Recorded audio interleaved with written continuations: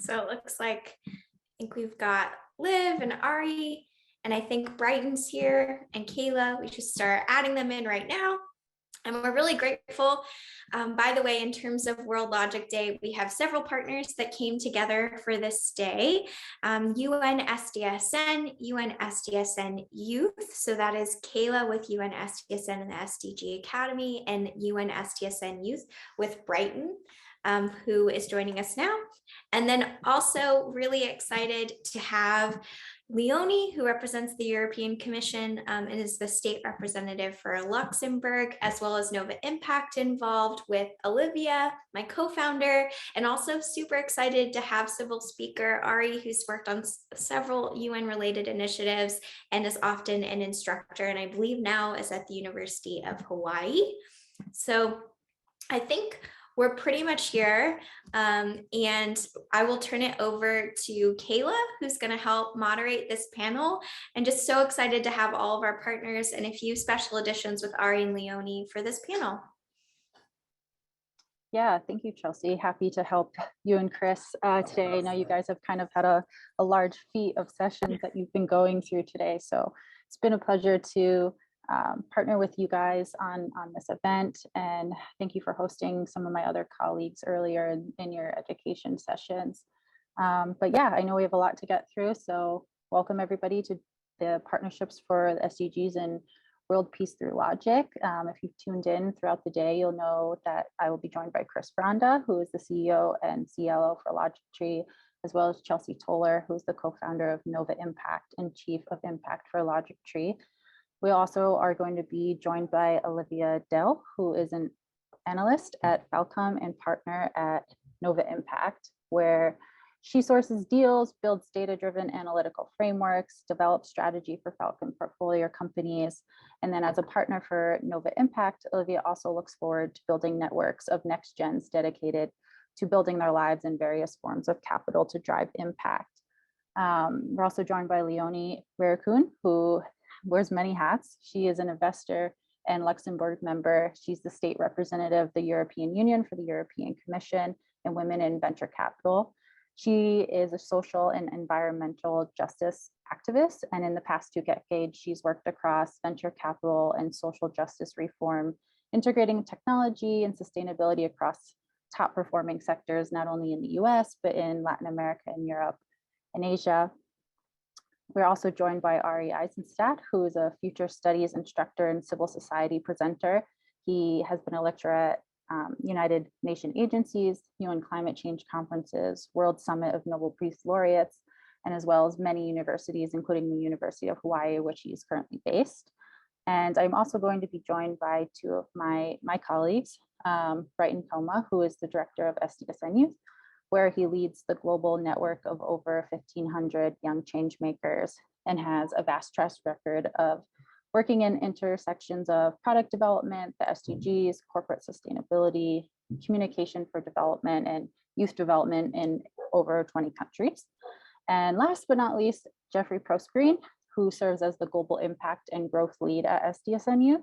And he spent the last decade working on grassroots political campaigns, community development projects, and entrepreneurial endeavors, which bolster collaborations with industries, community leaders, and across disciplines in government, businesses, nonprofits, academia, engineering, and science.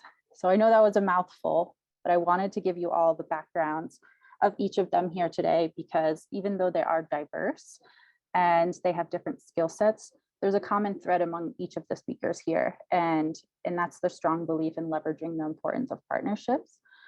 So when we thought about this panel, we wanted to recognize the fact that when we make decisions, especially in partnership development, logic will influence our process and ultimately our final decision.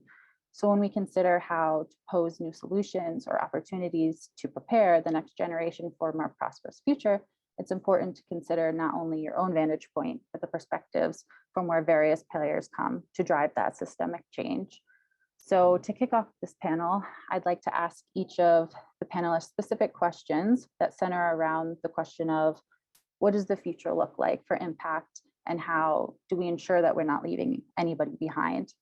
So I'm first going to pass it to Leonie, and my question to you would be, As members are committed to sharing resources, how do we ensure that we are bringing different perspectives to the table in relation to the SDGs and impact, and how do we really drive that in different communities? Oh, you're on mute.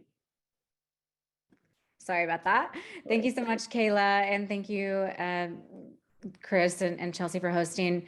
And I would say in a very simplistic way that it's about inclusion, no judgment, nor ego, leading with humility and curiosity, right? Aside from the basic, yes, we know that we need to form partnerships, but it's easier said than done, right? So when I look at, when I think about perspective, I don't necessarily think of perspective across one nation, one gender, one culture, one ethnic background, one religion or profession, right? I'm thinking about the perspective of the world across continents and 190 plus countries and hundreds of cultures and their subcultures.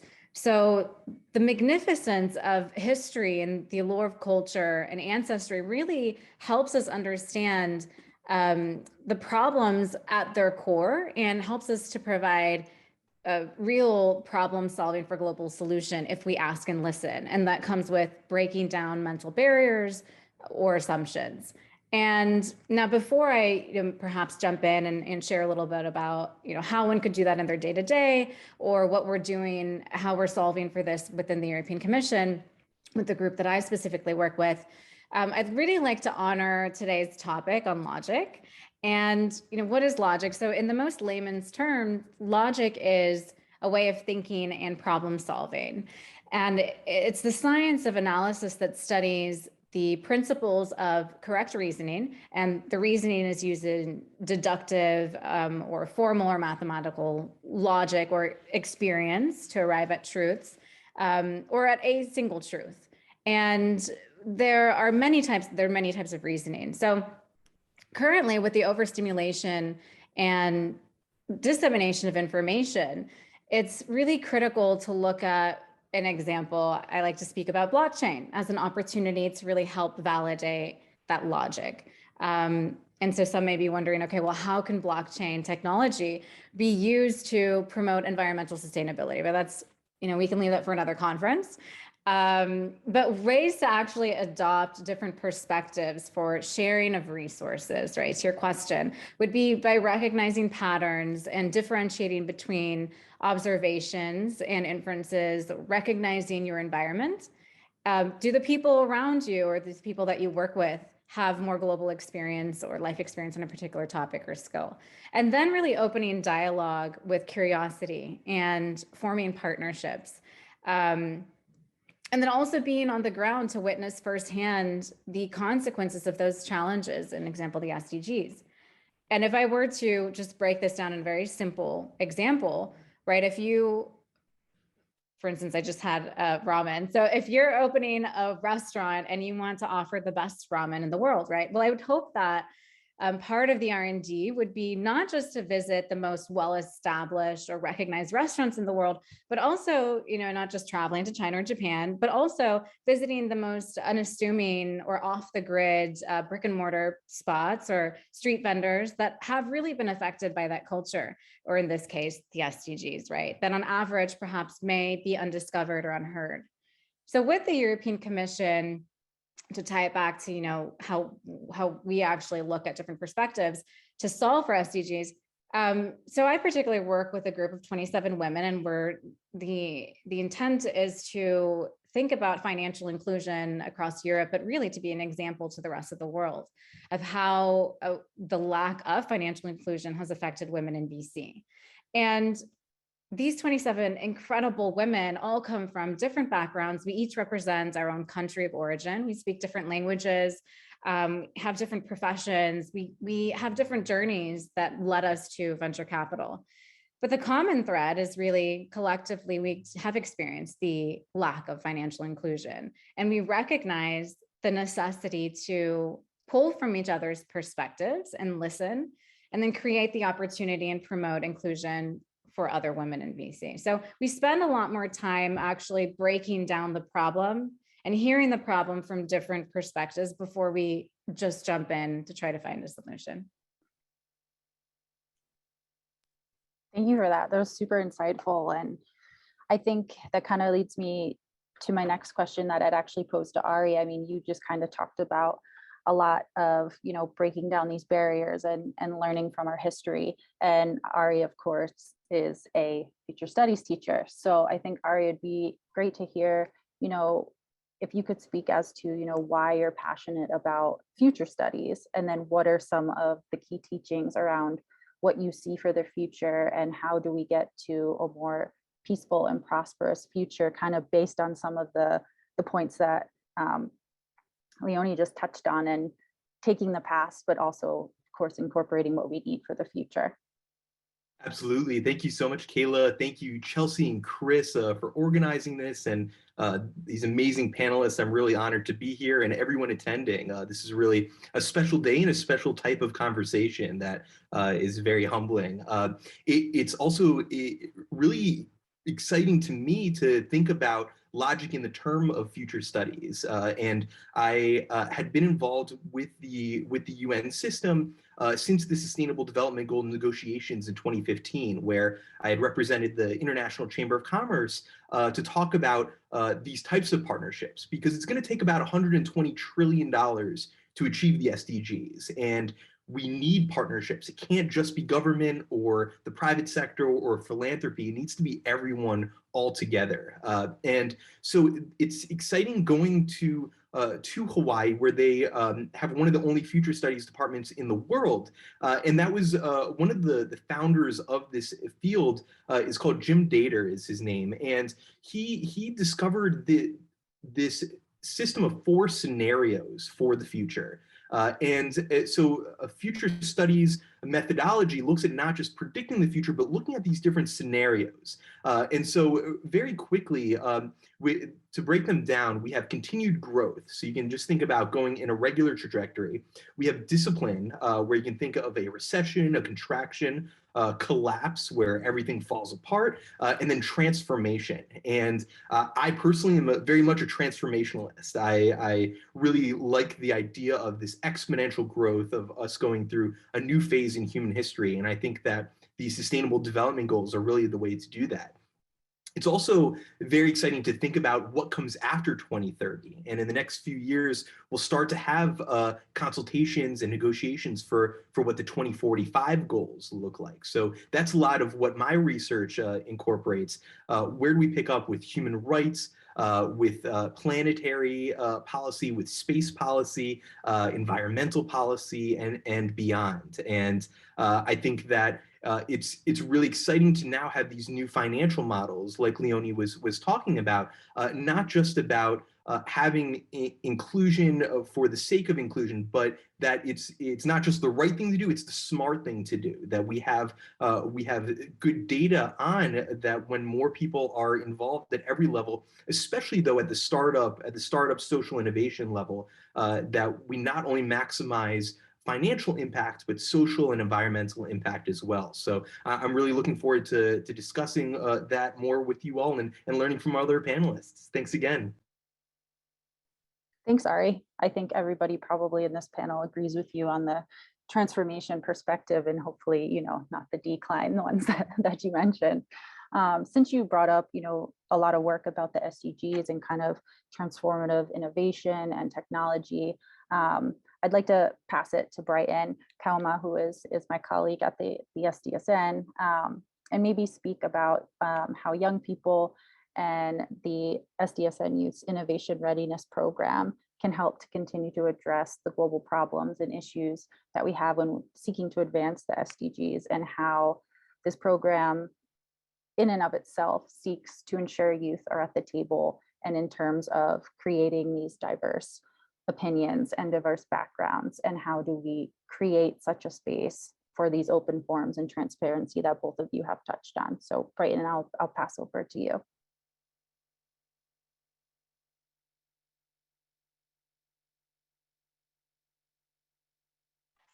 Thank you so much. Can you hear me clearly?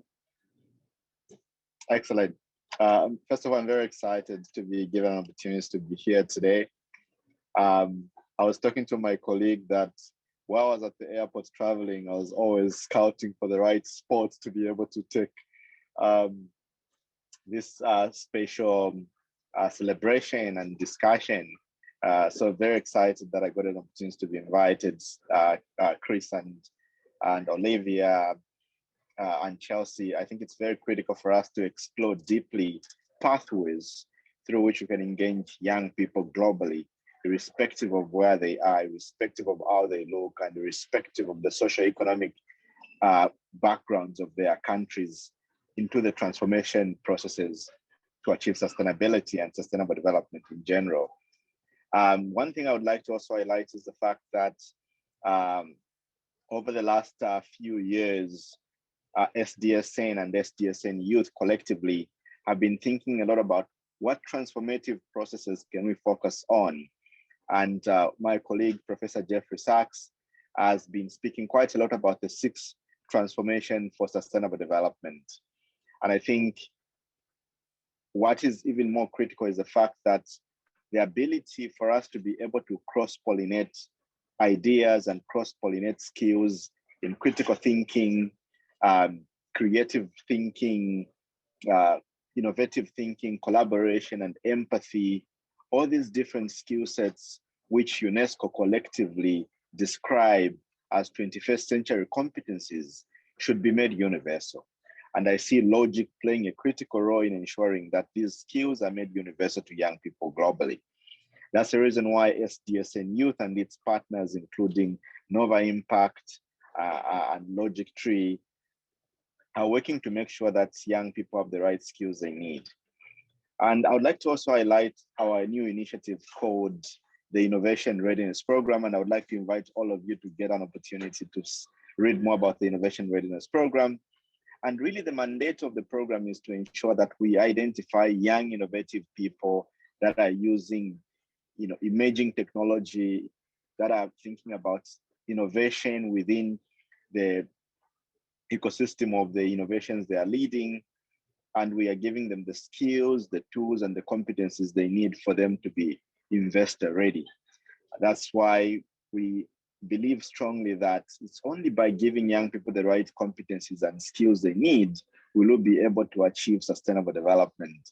And if we have to leave no one behind, we need to really reach the extra mile and make sure that we start giving the young people the skills, the resources, and the tools, as well as the networks they need for them to be able to operationalize the sustainable development goals and localize them in their communities.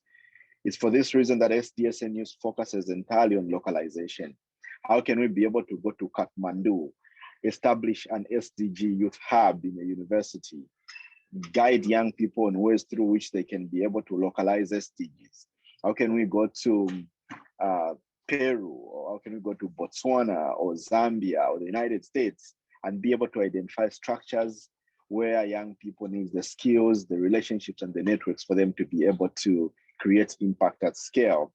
So for a period of 16 weeks, young people getting into our Innovation Readiness Program are going to be guided on ways of embedding SDGs in what they do, but at the same time, connecting them to different partners that can allow them to grow or maybe raise sizable amounts of investments.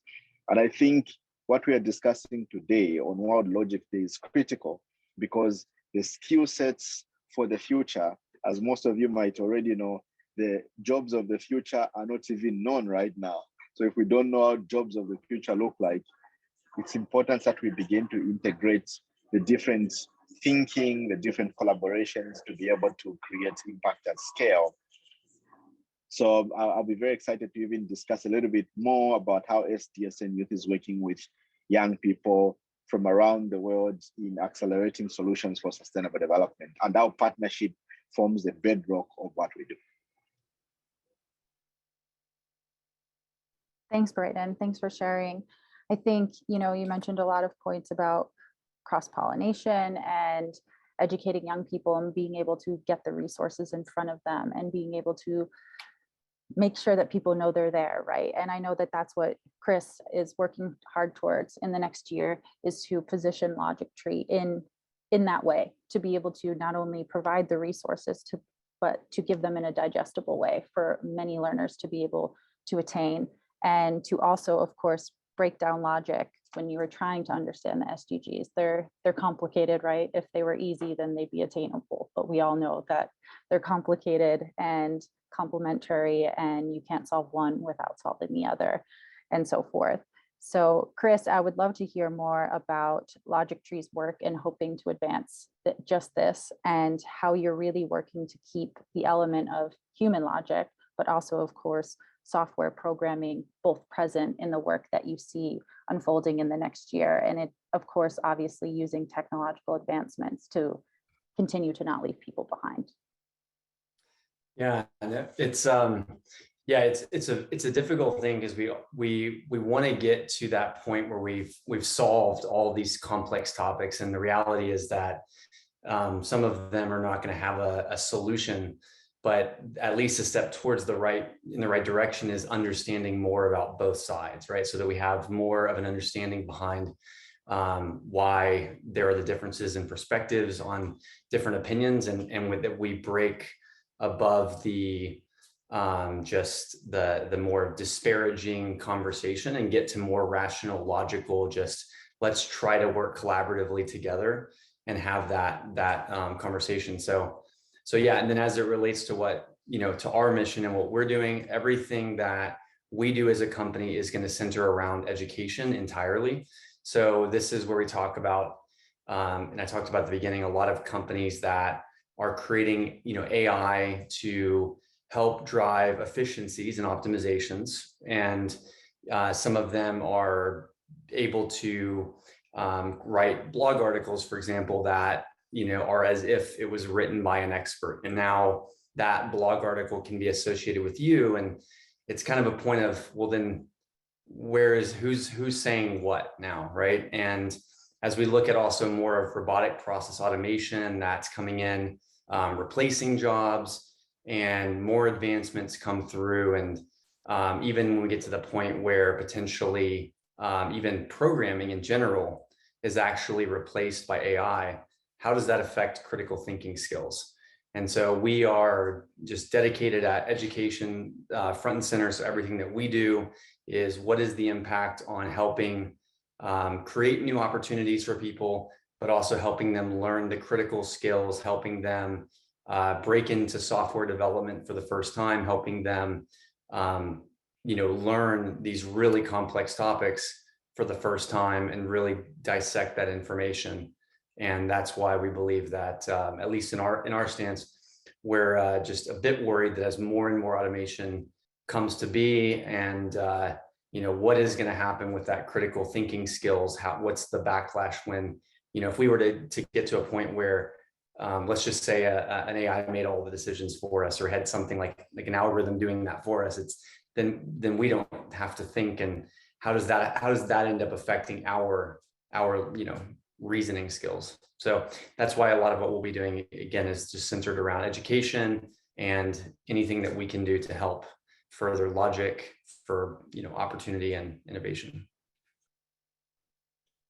Great, thanks, Chris. I think a major topic just throughout the day today was providing resources, whether that's capital, whether that's mentoring, whether that's the space to be able to meet people, to have these collaborations and have these conversations, and really think about, how do you prepare the next generation to be able to make logical choices?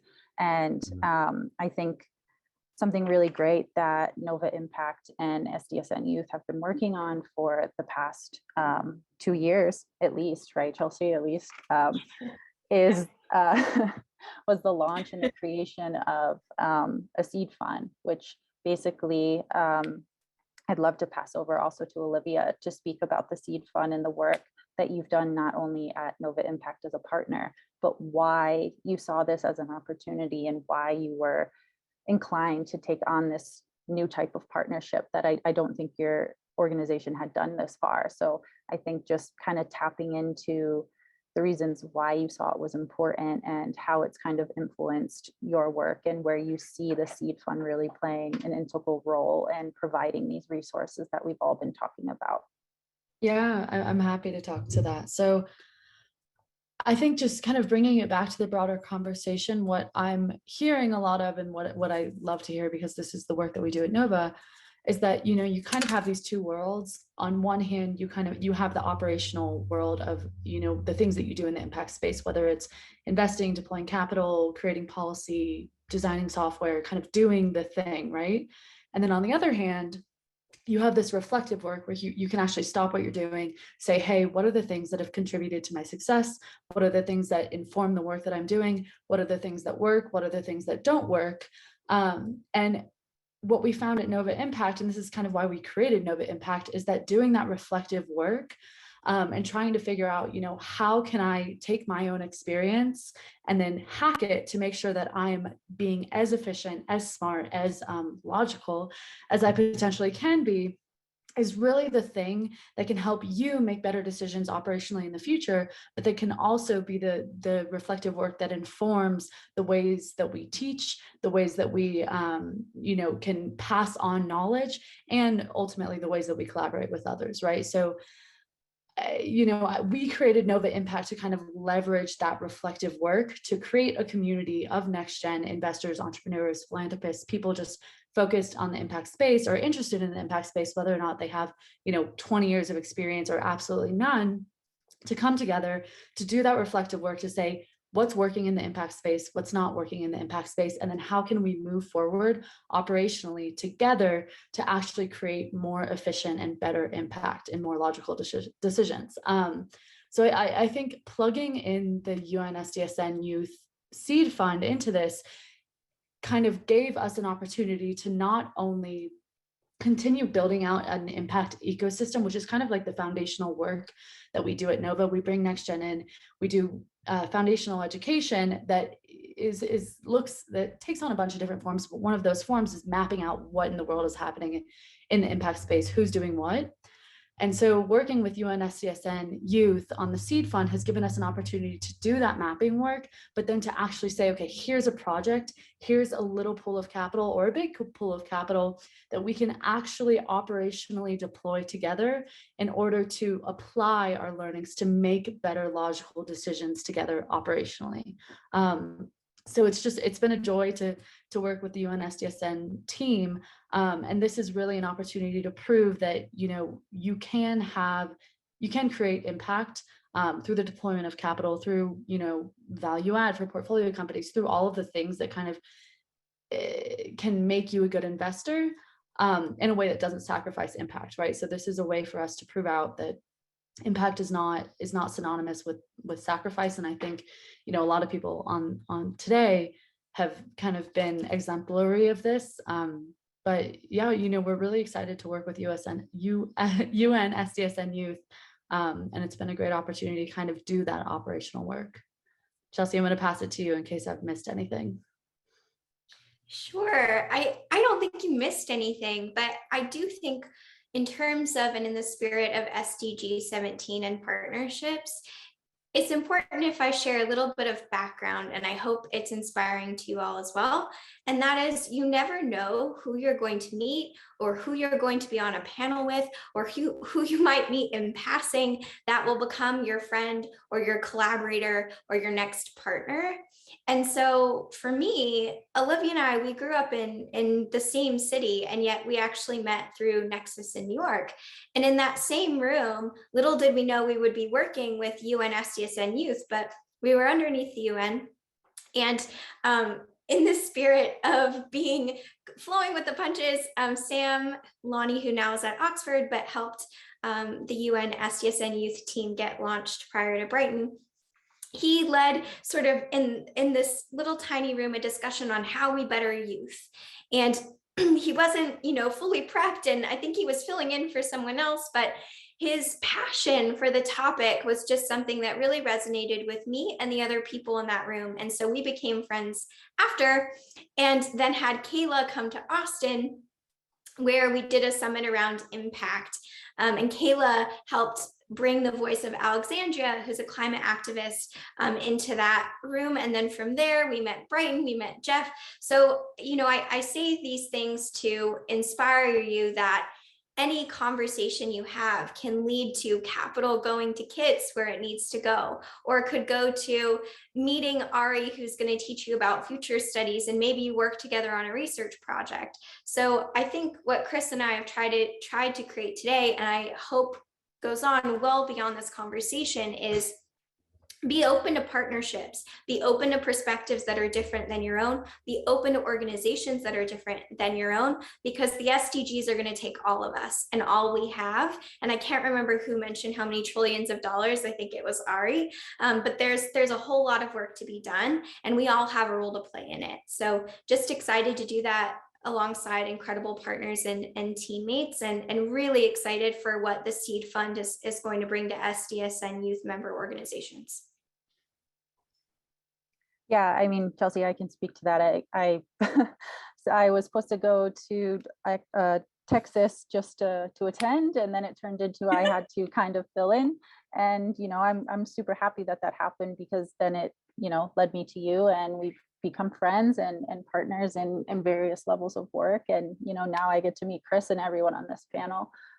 So it's just like you said, don't be closed off, be open. I think something that someone said in this organizing call the other day was, don't just use your vantage point, but try to look at things from their vantage point. And kind of what you said in the beginning, Leonie, was, look further and not just what's at the surface. So just because it's a nonprofit, you assume, oh, they might not have funds, or they might not have the access that they need, so that's why they're coming to me. But maybe that's actually not the case. So I think sometimes just digging deeper and kind of getting rid of our preconceived notions on what an effective partnership is a great way to kind of make sure that we continue to build them. So I think I would like to hear from everybody maybe about a time you took a chance on a partnership that you were kind of like, oh, maybe this isn't the right fit, or maybe this just doesn't make sense, and how that transcended, and if it really turned out to be beneficial for not only who you're working for, but also the communities that you work for. So love to pass it to whoever would like to maybe pick that one up. Yeah, I'd be happy to jump right in. So I think even for me, I like to look at it as a time that somebody else took a chance on me versus me just taking a chance on others. And I was just thinking before this call today, or before the conference, that if I were to really sit down and think about how did I get here, who introduced me to whom, and who did how did I get introduced to Chelsea, or who introduced me to someone else, and so on and so forth. And there's just a community of people that have really supported me along the way in my endeavors and in my journey, even at the times when I didn't really have a track record. And as we expand our careers and move to really adapt to all of the changes that we face in our personal and professional life, I think we're always a student to grow. There's always something to learn. There's always something, place to grow into. And it's about giving each other those chances and being part of many communities. I'm fortunate to have discovered and be brought into many different communities. And especially with, working within the European Commission, it's not as if I spent decades, even though I come from social studies and, I am from Luxembourg and multilingual. So all these other things sort of fit or were like the perfect chemistry, but there are other women that took a chance on me to bring me into those conversations. So I think it's really about recognizing that we're not the holy grail of everything. There are so many, every individual and every conversation is a chance to learn something new. And like I'm dual citizenship. I was born in Austin, grew up in between Luxembourg and Austin and Sri Lanka. And so perhaps my perspective of the world is maybe different from the average individual, because I know nothing more than to really be inclusive and to be unified culturally. But I just think of the world and think of other people's opinions and perspectives, and just seeing so much opportunity to learn and to work together. So I can talk about a perfect example, but I think the better example is how many people took a chance on each of us. No, I love that. And thank you for kind of spinning the wrap on me there. So I think that's also important, is, also being being grateful for people who do take a chance on you and who might have been on the other side of being like, oh, is this the right fit, or not sure if we should go this path, and it always works out, right? So I thank you for doing that. And Ari, I think maybe you wanted to say something, so I'd love to hear what you have to say. And also kind of something that Leandri talked about was, of course she is culturally aware and probably higher emotional intelligence to some of these topics, and maybe some of your students don't come in with that type of background. How do you help them understand future studies and kind of the context of the SDGs and diversity and inclusion? Absolutely, thank you. And I think in thinking about that idea of a chance of these unlikely partnerships, 2 years ago, I reached out to a friend who was leading the Blockchain for Impact Summit at the UN, and offered to create a partnership around our United Nations Association voluntary periodic review for the Human Rights Council. And so an unlikely partnership that ended up being one of the largest consultations that we hosted through UNA USA, that we presented to the Human Rights Council in Geneva, with hundreds of responses about how blockchain could be used for human rights. So I think that in no matter what you're working on, looking at seeing how there could be partnerships for peace, for human rights, for sustainable development is so important. And in regards to the course on human rights that I teach, I think in the past it's been a lot of going through the human rights treaties and really kind of memorizing it as this law course. And while we did that, we also had our students participate in UN summits that were going on. So they attended the Human Rights Council, the General Assembly, the Climate Summit, and yeah, I'm sorry that this conference wasn't going on during the class. I would have had them join this conference as well. And I think then leading up to the final project about taking part in their own consultation for human rights. So talking about and designing one of the first ever voluntary university reviews on campus. So talking about human rights locally and within the University of Hawaii community, and being able to also submit that to the UN. So to really see how human rights and sustainable development relates to their own lives and their own communities, and how that connects to these broader initiatives towards the global goals, I think has been a big guiding star towards these issues.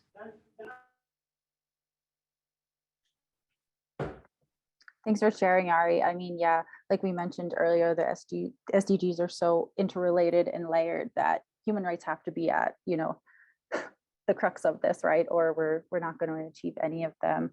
Brighton, I know you fell off before, so I wanted to give you also an opportunity to maybe speak about a time that you took a chance on a partnership, or someone took a chance on you, and how that experience kind of affected the trajectory of either a project that you worked on or an initiative that you were a part of, and kind of the history behind it.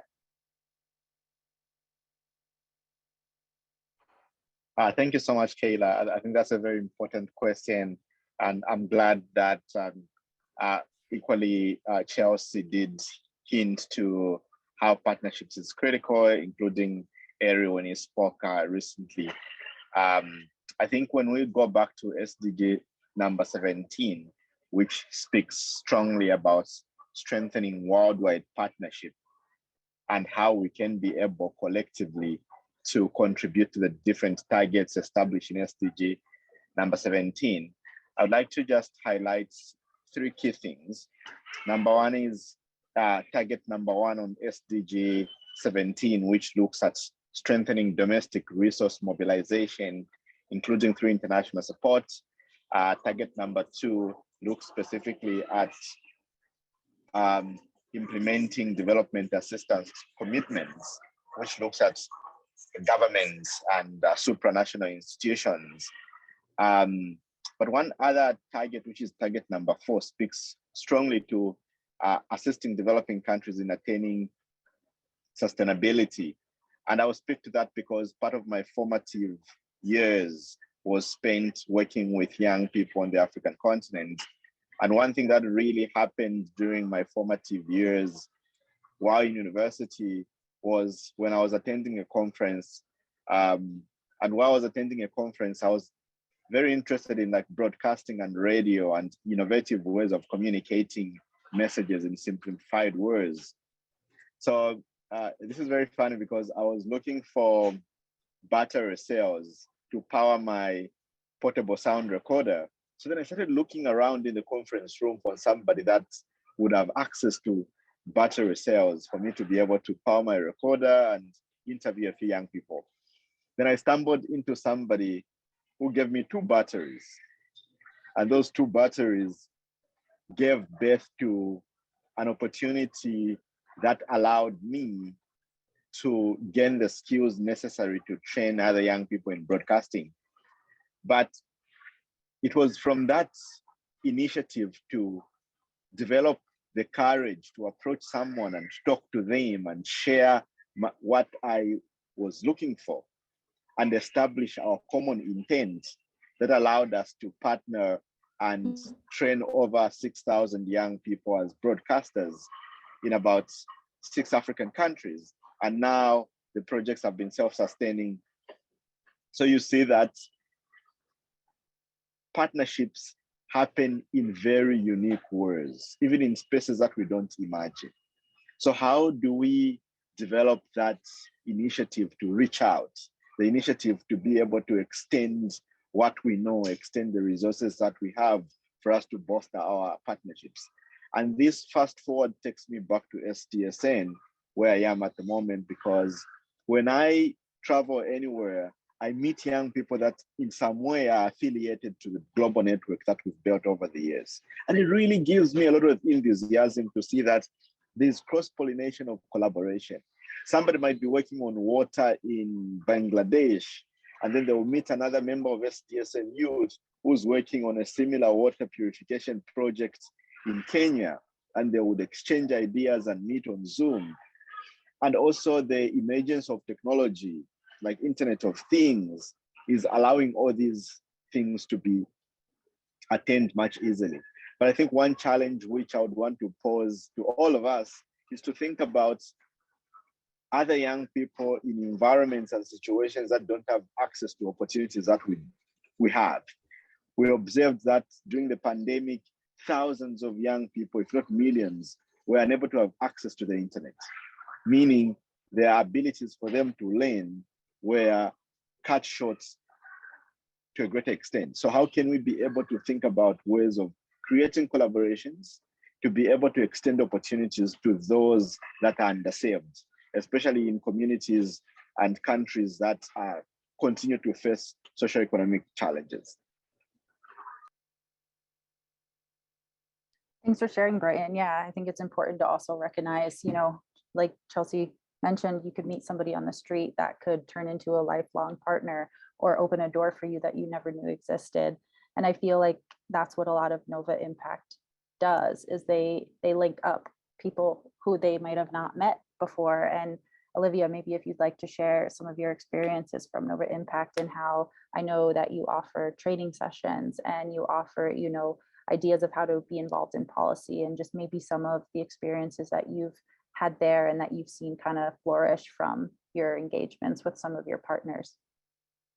Yeah, happy to. And I know Chelsea will have some great thoughts here as well. But, when you ask the question of what's a partnership that, an unlikely partnership that's blossomed into something beautiful, I think, Chelsea and I working together on Nova is kind of the first thing that came to my mind, at least.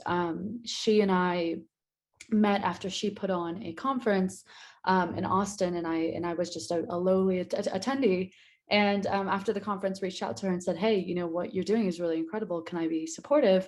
And from that phone call, it just kind of, I was going to say blossomed, but I'm going to say snowballed into this massive initiative to work on all these COVID initiatives, to get PCP to the right hands, to get people involved in kind of what was happening really in the days that COVID started shutting down cities in the US. And so that experience gained a lot of traction and just transformed into this whole community of people coming together that has been a safe space for people like me and, like the person that I was, 10 years ago, 5 years ago, to ask a lot of the questions that I wish I had had the opportunity to ask before, in terms of how to be a good investor, how to be a good steward of my capital, whether it's financial capital, network capital, social capital, time capital, whatever. There's all these ways that young people want to be involved in the impact space, and really a lack of clear pathways in terms of how to do that, right? And so we created Nova to be this safe space where you can come, you can ask questions, you can learn from other people who are going through similar experiences, who may be further along in their experience. And then, like we said before, you can actually do the operational work with your hands being held, that really contributes to great impact outcomes. So my experience at Nova has been absolutely incredible. It's been great to see kind of the response from the global impact community, because what we found is that a lot of people have similar experiences in terms of not really having that clear pathway to engagement in the very beginning of their careers. And having a space where you can actually talk about that, and then do the thing, has been really transformative for me. So yeah, absolutely honored. Yeah, I'm happy to sort of echo and add a little bit of context to what Olivia beautifully shared. And that is the piece where she mentioned this a little bit, but COVID, right? And what I learned from that in terms of taking chances is, wow, are we resilient as humans, right? Look at what we can withstand. And everyone has fear, right? That fear is not going to go away, whether that's writing a book that you think you should write, or partnering with someone you don't know for the first time, or starting a completely different platform that nobody seems to have done before, right? I think all of us on this panel and in the world, like, imagine what happens if you ignore that fear and you just dive in and take a chance, right? Look at what that can lead to. Heck, look at what Logic Tree's World Logic Day Forum can lead to. We expected to do one panel and received literally so many applications that we could not fit everyone in.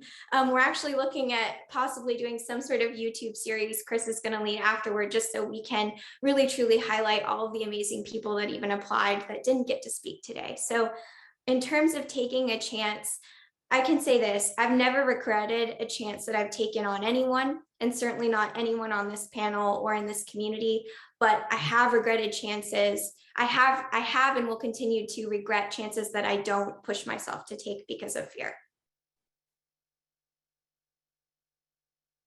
Thanks, Chelsea. That was really resonating, and I'm sure a lot of people here needed to hear that, especially, with COVID, we're not in our normal social spaces. We're not engaging with the same communities that we're used to. And, you can maybe unfortunately develop some self-doubt when you're by yourself and not kind of in the go that we're all probably used to. I'm sure everyone in this panel is used to the grind, I guess we could call it, right? But Chris, I did want to turn it over to you to be able to maybe talk about, I know you guys have been going since, 8 a.m. this morning, and maybe just kind of provide some insight of, partnerships and what you've experienced throughout the day, and what kind of your main points of takeaway are, because I feel like partnerships kind of are the overarching umbrella, and then everything just falls underneath. So I'd love to hear from you.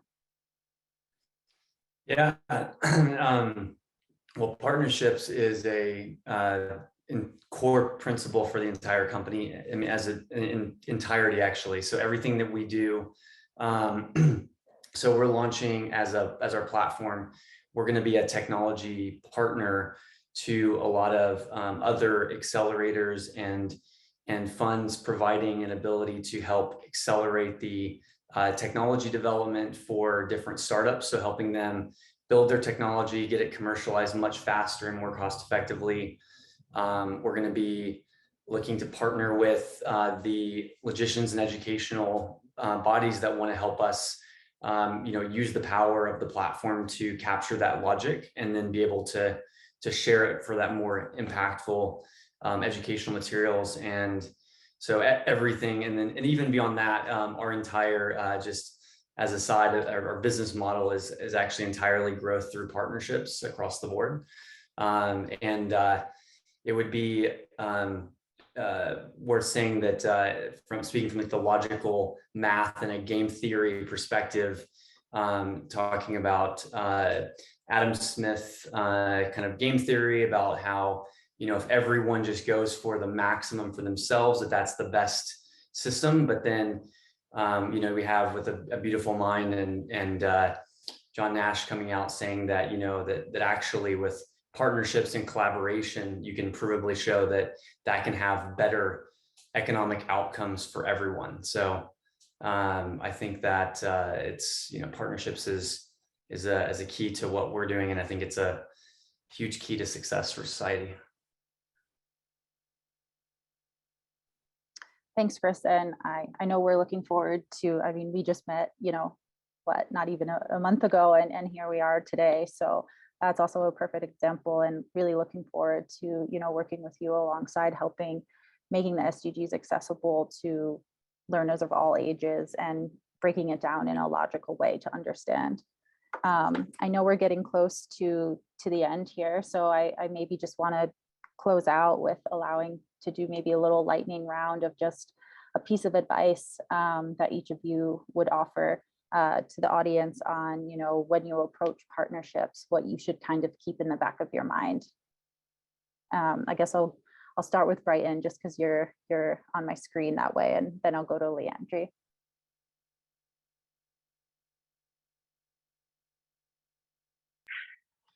Thank you so much, Kayla. And I would like to just emphasize that we'll be very delighted to support your next initiative, Chris, from Logic Tree in terms of webinars. We'll be very delighted to plug in our different global network. In terms of advice, Kayla, I would borrow the words of John F. Kennedy when he said, ask what not your country can do, but ask what you can do for your country. In the same vein, I would say, ask not what the other partner can do, but ask what you can do for the other partner. Thank you.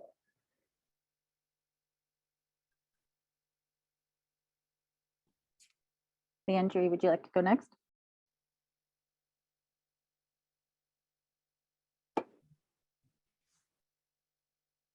Leonie, would you like to go next? Oh, sorry. Yes. Oh, no worries. I definitely 100% agree with what Brighton said. So I'd say, from the partnerships that I've been able to form, the best approach is to also, understanding what is their mission and seeing how you can be of service to them. I always like to look inward when trying to approach bigger national or global problems, or even addressing some of the SDGs, because I think we often get so maybe fearful of the task at hand because it can seem so grotesque or too large for us, for any one individual to be able to resolve. But the fundamental principle is that we're all human, and if we approach an issue just by looking inward and trying to identify how we as an individual would feel if we were on the other end, that really often helps identify the best way to move forward. So just having empathy and understanding, what is the intent? What's the mission of the individual that you want to partner with, and see how you can collaborate together. It's always, of course, even better when you're in complete alignment. So your mission is their mission and their mission is yours. And so you're really just working together to resolve each other's goals. And really you're working more as a collaborative effort as a family almost, versus in competition or just with the intent to gain any type of yield or return. Olivia, do you want to chime in? Yeah, I'm happy to. I hope that my advice isn't geared towards just young people. I think it applies to most, but this is something that I've experienced in my own life. It's just that, no matter where you are in your career, no matter what you've done, no matter what you've accomplished, no matter what acclaim you've kind of stepped into, just create, just do it, just go, just do it, just create, just iterate, just write, like do the thing, right? It doesn't have to be absolutely perfect. And Chelsea knows that I fall into this trap all the time. I never want to put anything out until it's absolutely perfect. And she's like, just do it, just put it out, just do the thing. And through practice is actually how you get better at it. So that's advice that I definitely constantly have to remind myself of. And I think it applies to partnerships as well, in terms of not forging partnerships with anybody, because you need to be really careful about who you're marrying. But in terms of building your portfolio and kind of doing the thing, being operational, just do it. Just do the thing. Ari? I really love all of this advice and really appreciate what Chris talked about on this evolution of game theory, and that collaboration really maximizes results. And conversely, I think logically, issues around the opposite, when we don't, we see the breakdown of systems, that we all breathe the same air, we all share the same germs, and that if we continue to have this enmity of this us versus them mentality, I think in this theme of peace, that's where we see this mutually assured destruction. As far as partnerships goes, I think it's so important to involve all the different areas of partnerships. That if you're a private company working with nonprofits, I think working with governments, with the UN system especially, they can certainly use this support, but also across fields. If you're in the arts, collaborating with the sciences, and vice versa. Partnerships across communities, across physical and ethnic lines, across political ideologies. I think that's so important. And finally, partnerships across generations. We now see this whole movement of young people getting involved, and I think that it's really key that we give young people leadership positions to help bring in this next generation of the future for sustainable development. So those are my perspectives on that, and so grateful for the work that this panel is doing for partnerships for those goals. So thanks so much. Yeah, perfect. And Chelsea and Chris, I'll leave it with you maybe to finish it off. Yeah, I can, and then I'll hand it over to Chris to close the panel. But so in terms of advice, I think I will end this panel the same way I began it, with the Mark Twain quote: "They didn't know it was impossible, and so they did it," right? So I spoke to this a little bit about just being fearless. But in addition to that, I think, it's really important when you think about how do we move forward, right? And I think a few of us even used the term movement. And I shared this with the Logic Tree team, and I may have shared it with some of NOVA members, but people always talk about starting movements. And I'm a really big believer in movements start, right? You get called to movements. Maybe we create them, but it's more that we're pulled into them. And I think, as I've seen, whether it's movement and impact or a movement for making logic accessible, you typically have those, to Brighton's point, batteries that you need right when you need them. So listen to that call. From Kayla stepping in to moderate this panel, because I think she probably knew better than I did that at this point my brain would be a little foggy and I don't know that I can do it, but she was nice enough just to kind of say, hey, do you want me to moderate this panel, right? Or to Brian Kurtz, who we're going to turn it over to in a second, that's like, hey, I know you're doing this thing. Do you need help with technology showcases and speakers and graphics? To Olivia, who I just kind of threw this idea and was like, hey, should NOVA be partnering on this? So I say this to mean my advice would be, when you find what you're passionate about, answer the call. And when you find initiatives that you care about or friends where you know you have a skill set, give those out. And I think you'll be really surprised about the results. I know I've been really surprised and inspired by the results of this today. So Chris, I'm gonna have you share what you want in terms of Kayla's question on just what advice do you have? Yeah, I mean, I think I can say that the thing that I hope to see in the world is just more civil debate and discourse. And I think that I would like to see more attempt to really understand the other side and their position, their perspective. And I would just really like to see less of the logical fallacies being committed within the media and within politics. And I just don't think it's productive to try to win arguments and cherry pick the data the way you want it to be. And I think that if we can really promote a more honest, more of an honest debate and more honest information being shared, I think that's the world I'd like to see, that if we could try to live into, and then maybe we'll help the UN live up to their initiative of world peace through logic.